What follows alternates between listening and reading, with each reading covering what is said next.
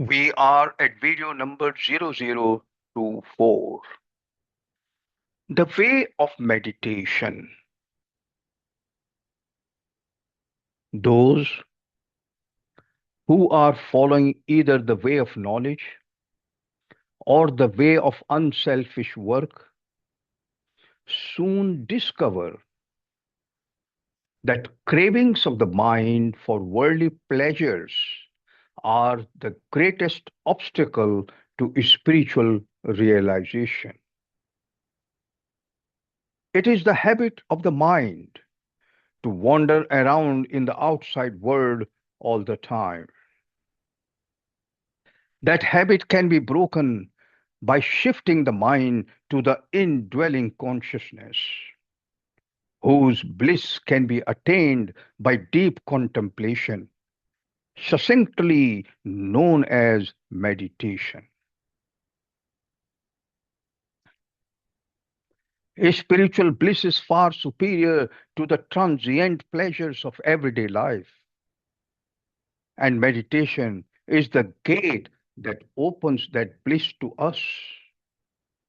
The indwelling spirit can be experienced by cutting the chains that bind us to the world of matter, and it is meditation that does the cutting. To change the analogy, the mind is like a lake, and stones that are dropped into it raises waves. To change the analogy, the mind is like a lake, and stones that are dropped into it raise waves. Those waves do not let us see who we are. A full moon may be reflected in the water of the lake, but if the lake's surface is troubled, we do not see the moon clearly. The waters must be calmed. If one remains quiet, eventually the winds that ruffle the water will give up. And then one knows who one is.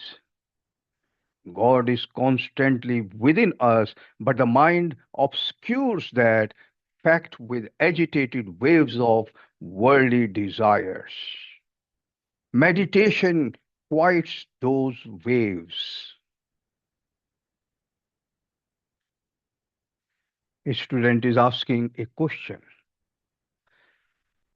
I have studied the teachings of the Bhagavad Gītā and heard of the various paths, the way of knowledge, which is Gyan Yoga, the way of unselfish work, which is Karma Yoga, and the way of devotion, which is Bhakti Yoga. Yet my heart remains restless.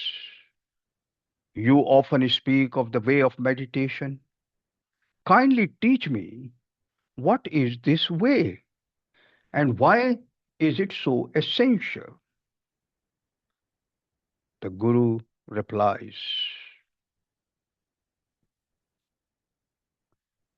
all who walk the spiritual walk path, all who walk the spiritual path, whether through knowledge, selfless service, or devotion, soon realize that the restless cravings of the mind are their greatest obstacle. It is the nature of the mind to run outward, toward sights, sounds, possessions, relationships, and endless desires. The mind, untamed, is like a child chasing butterflies, never still long enough to perceive the beauty within. Meditation is the sacred art of turning that wandering mind inward, toward the eternal consciousness that dwells within you. It is a return from the outer noise to the inner silence where the divine self resides. A student is asking another question. Why does the mind chase after worldly pleasures if there is divine bliss within us? The Guru replies, because the mind is conditioned by habit. Since birth, it has sought joy through the senses, through taste, touch, sight, sound, and smell. It imagines that happiness lies in objects, in people, or in circumstances. But the Gita teaches us that true joy is not born of objects, it arises from the self. Worldly pleasures are fleeting, like bubbles upon water. They appear, sparkle for a moment, and vanish. Meditation, on the other hand, opens the door to spiritual bliss, which is unchanging, eternal, and independent of the outer world. It is the joy of being united with the divine, with your own highest self. A student is asking another question. How does meditation help us reach that inner bliss? The Guru replies, imagine your mind as a lake. The water represents your consciousness. Now, every thought, desire, or worry is like a stone dropped into that lake, creating waves and ripples that disturb the surface. When the surface is disturbed, the reflection of the moon, the reflection of the divine cannot be seen clearly. But when the waters are calm, the reflection becomes perfect. In the same way, when the mind is agitated by desires, fears, and endless thinking, you cannot perceive your own divine nature. When meditation stills the waves of the mind, the light of the spirit shines forth clearly. Then you know you are that Tat Tvam Asi, or that you are. The Gita says, when the mind, restrained by practice, rests in the self alone, freed from craving for all enjoyment, then is one said to be steadfast in wisdom. This is from Bhagavad Gītā, chapter number 2, verse 55. The student is asking another question. How can one calm the restless mind? It seems impossible to control. The Guru replies, yes. Arjun too asked this same question to Lord Krishna. He said, the mind is restless, turbulent, strong, and obstinate. To control it seems as hard as to control the wind. It is from Gita, chapter number 6, verse number 34. And what did Krishna reply?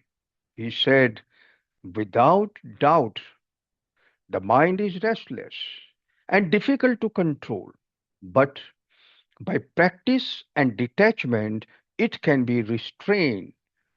Bhagavad Gita, chapter number 6, verse number 35. So the way is twofold. Number one, practice, abhyas, regular meditation, daily discipline, and sincere effort to bring the mind back to stillness again and again. Number two, detachment, vairagya, freedom from constant craving and attachment to sensory pleasures. Through both, The wild horse of the mind is gently trained, not forced.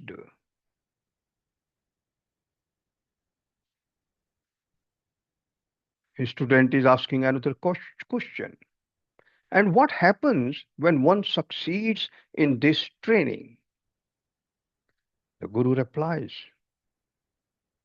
when the waves subside, when the lake of consciousness becomes clear and still, one realizes that the divine is not somewhere outside, it is within.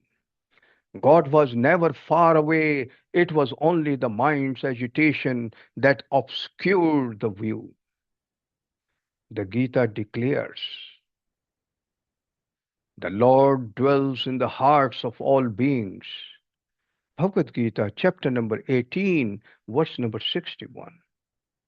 Meditation removes the veil that hides this truth.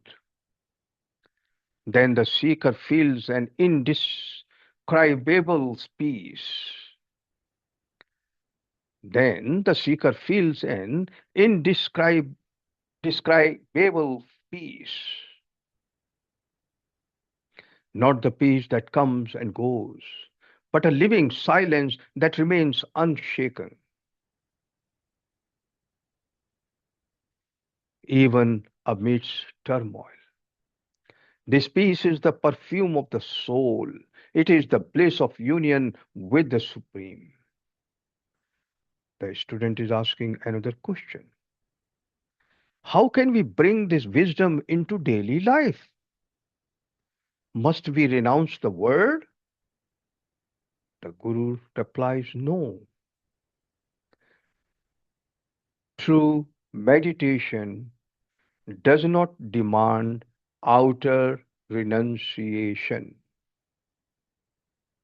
It asks for inner renunciation. You may live in the marketplace, fulfill your duties, and still be inwardly calm and centered. As Lord Krishna says, he who acts offering all actions to the divine, remaining unattached, is not tainted by sin. Just as the lotus leaf is untouched by water, Bhagavad Gita, chapter number 5, verse number 10. Meditation trains you to live like that lotus, rooted in the world but untouched by its mud. Work with love, serve with devotion, think with clarity, but keep your inner gaze fixed upon the divine within.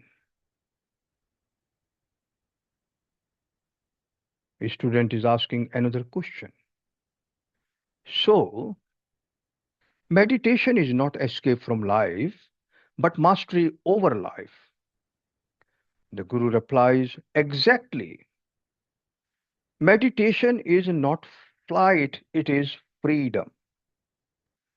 It is not withdrawal from responsibility, it is rising above restlessness. The meditative mind does not reject the world. It sees the world as divine, as a play of God's own energy. When you meditate deeply, you begin to perceive that all beings, all things are united in the same consciousness. The Gita calls such a soul a yogi of vision, one who sees the self in all and all in the self. A student is asking another question. Please summarize what is the essence of the way of meditation? The Guru replies, the essence is this. Number one, recognize that the restless mind, full of desires, obscures your true nature. Number two, understand that worldly pleasures are fleeting shadows. Divine bliss lies within. Number three, practice turning the mind inward daily through calm reflection. Breathe, awareness, prayer, or mantra. Number four, detach from endless craving. Let go of what disturbs your peace. Number five, persevere until the lake of the mind becomes still and reflects the divine light clearly. When this happens, you awaken to your own inner divinity. Then meditation is no longer a practice. It becomes your natural state. You live in meditation, walk in meditation, and serve in meditation.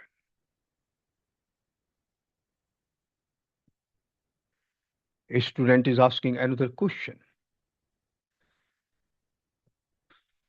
Your words have filled my heart with peace. I now understand that meditation is not a task to be done, but a way to return home to my own self. The Guru replies, yes. The way of meditation is the journey from noise to silence, from confusion to clarity, from illusion to truth. Remember, the mind may wander, but the heart knows the way home. Sit still, and you shall find God waiting within you, ever patient, ever loving. Now we come to final summary for the modern seeker. You meditation, as taught in the Bhagavad Gītā, is the science of inner stillness. It helps one rise above desires, quiet the mind, and discover that the divine is not somewhere else. It is your very own essence. Through regular practice, detachment, and devotion, one transforms restlessness into serenity, ignorance into wisdom, and sorrow into bliss. When the mind becomes calm, life itself becomes meditation, and every moment becomes a doorway to God. Hari Om.